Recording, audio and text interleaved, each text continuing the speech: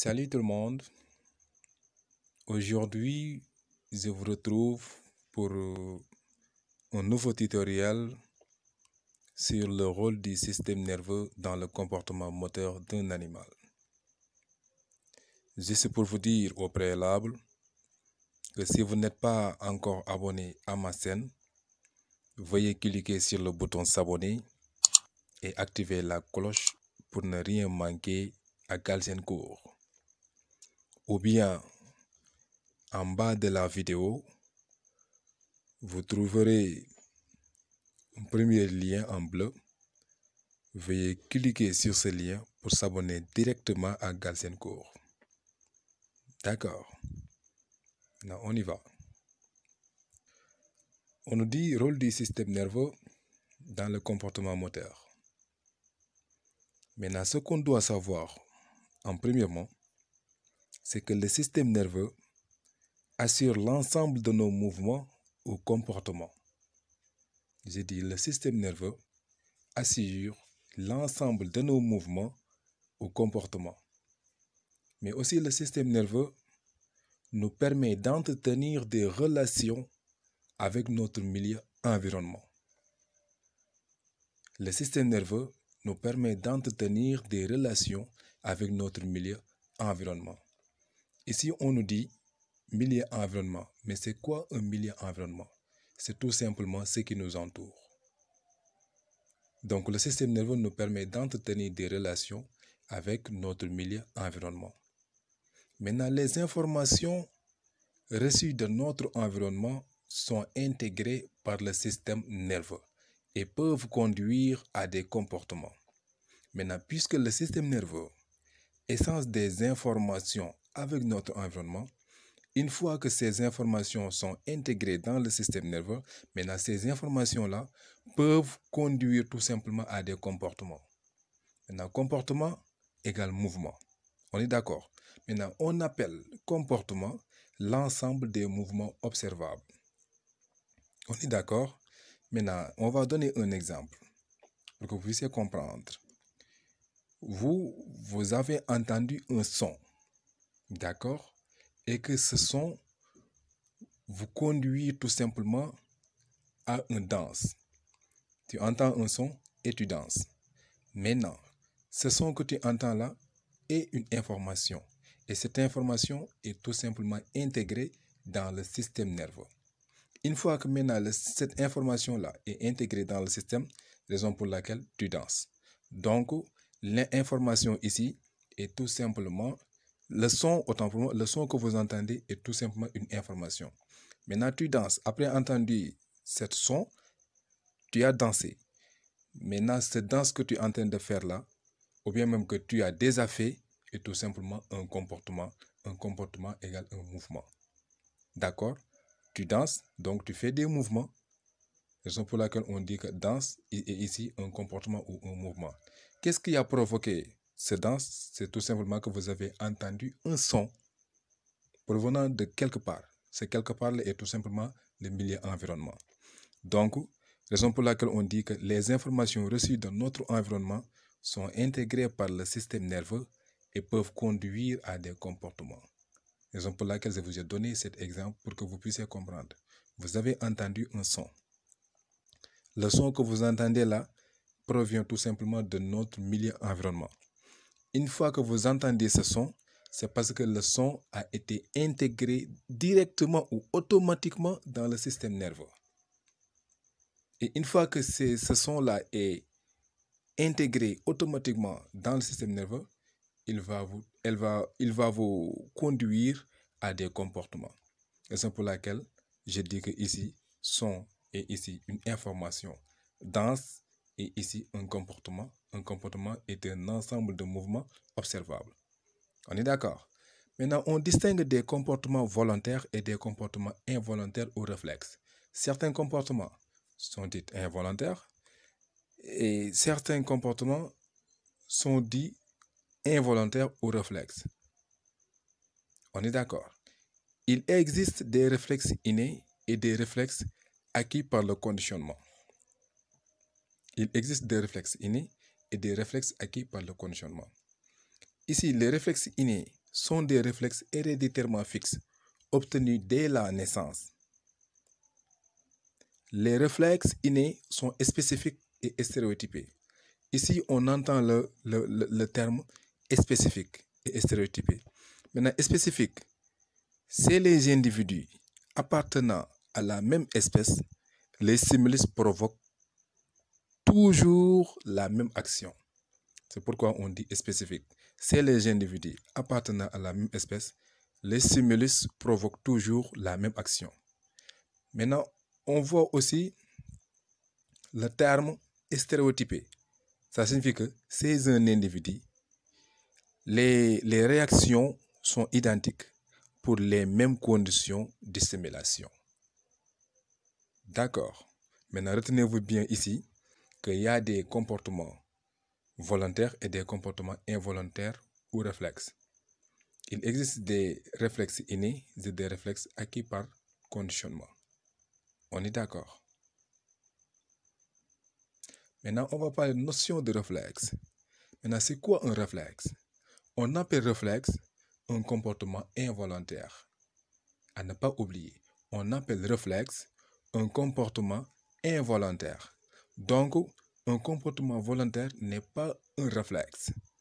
Un réflexe est tout simplement un comportement involontaire, mais pas un comportement volontaire. Il faut toujours faire la différenciation. On est d'accord. Maintenant, ici, on va parler de 4 réflexes, 4 notions de réflexe. On a le réflexe rotulien, qui est ici.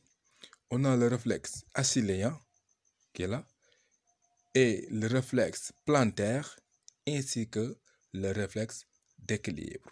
Donc, on va détailler, autant pour moi, ces 4 réflexes pour que vous pouvez avoir un longueur d'avance. On est d'accord. Maintenant, on va parler de réflexe rotulien. Maintenant, c'est quoi un réflexe rotulien? Là, on nous dit, un sujet est assis, jambes repliées. C'est ça, un sujet est assis, jambes repliées. Le sujet, ce n'est rien d'autre que cette personne-là, jambes repliées, ici, d'accord? Et pendante, c'est-à-dire forme un angle droit, presque. On est d'accord. Maintenant, on donne un coup sec sur son genou. Voilà un certain marteau. Maintenant, on va taper ici au niveau de son genou. N'est-ce pas? Maintenant, on donne un coup sec sur son genou au-dessous de la rotule. On est d'accord. Au-dessous de la rotule, on a donné ici un coup sec sur son genou au-dessous de la rotule. C'est-à-dire os mobile du genou. La rotule n'est rien d'autre os mobile qui est ici. N'est-ce pas? Maintenant, on observe une extension brusque de la jambe. C'est ça l'extension brusque. Une fois qu'on a donné ici un coup sec sur ce genou-là, n'est-ce pas? On observe tout simplement une extension brusque de la jambe. Ces jambes-là indiquent tout simplement qu'il y a une extension. Parce qu'une fois, après avoir donné ce coup-là, vous allez constater qu'il y a une extension brusque de la jambe. Vous pouvez essayer, vous allez comprendre. On a donné ici un coup, top, l'extension de la jambe. Donc, vous voyez que ça fait mal. Raison pour laquelle on a ici une extension brusque de la jambe. C'est ce qu'on appelle réflexe rotulien. Et c'est tout simplement ça. Nous allons parler ensuite le réflexe achilléen. C'est quoi un réflexe achilléen? Voilà. Il nous dit, si le coup est porté sur le tendon d'Achille, c'est là le tendon d'Achille. C'est différent avec la rotule. Maintenant, si le coup est porté sur le tendon d'Achille, on observe une extension du pied. Cette fois-ci, au lieu d'une extension de la jambe, c'est une extension du pied. C'est ici qu'on porte le coup. Percussion du tendon calcanéen. D'accord? Si le coup est porté au niveau du tendon d'Achille, on observe une extension du pied. Vous voyez là, top, le coup est porté, l'extension du pied, c'est ce que ça montre. Le pied quitte cette position pour arriver en cette position. Pourquoi? Parce qu'on a donné un coup sec au niveau du tendon d'Achille. Là, on observe donc une extension du pied. C'est ce qu'on appelle réflexe achilléen. Réflexe achilléen, c'est tout simplement lorsqu'on a donné un coup sec au niveau du tendon d'Achille et que le pied a fait une extension brusque. C'est ce qu'on appelle le réflexe achilléen. Maintenant, le réflexe plantaire. On nous dit que le réflexe est, autant pour moi, le ciseau est dissocié, c'est-à-dire pieds nus. C'est ce que vous observez là, pieds nus. On lui chatouille légèrement la plante du pied. C'est ça. Vous voyez, on chatouille légèrement la plante du pied. Voilà, vous voyez là, plante du pied. D'accord. Maintenant, on observe, après avoir fait chatouiller légèrement la plante du pied, on observe un fléchissement des orteils et parfois un retrait du pied. Après avoir chatouillé légèrement la plante du pied, qu'est-ce qu'on observe? Regardez là, on observe un fléchissement des orteils. Vous voyez ce que fait les orteils là. Vous voyez? Voilà, c'est ce qu'on appelle un fléchissement des orteils. Et parfois même un retrait du pied. Vous pouvez essayer. Ceci est appelé tout simplement le réflexe plantaire. On va parler enfin le réflexe d'équilibre. C'est quoi un réflexe d'équilibre? Lorsqu'une personne fait un faux pas ou lorsqu'elle glisse pour tomber, on observe un changement brusque de la position des membres et du tronc pour redresser la posture du corps.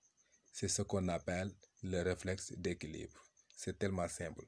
Lorsqu'une personne fait un faux pas ou lorsqu'elle glisse pour tomber, on observe un changement brusque de la position des membres et du tronc pour redresser la posture du corps. C'est ce qu'on appelle le réflexe d'équilibre. Ce que vous voyez, l'image que vous voyez là, ça montre que cette personne-là a failli glisser pour tomber, ou bien même a fait un faux pas, n'est-ce pas? Maintenant, regardez bien son corps. Vous voyez qu'il y a un changement brusque de la position des membres et du tronc. Tout ça, c'est tout simplement pour redresser la posture du corps. Donc, c'est ce qu'on appelle réflexe d'équilibre. On peut tirer comme conclusion que ces réactions observées sont involontaires et sont des réponses à des excitations. Elles sont aussi inconscientes. Donc, un réflexe est un comportement involontaire, rapide et inconscient. Retenez-vous bien qu'un réflexe est tout simplement un comportement involontaire, mais pas un comportement volontaire. Un comportement volontaire n'est pas un réflexe. Un réflexe est tout simplement un comportement involontaire. Il est rapide et inconscient. Ceci détermine tout simplement ses caractéristiques. On est d'accord? Je vous remercie.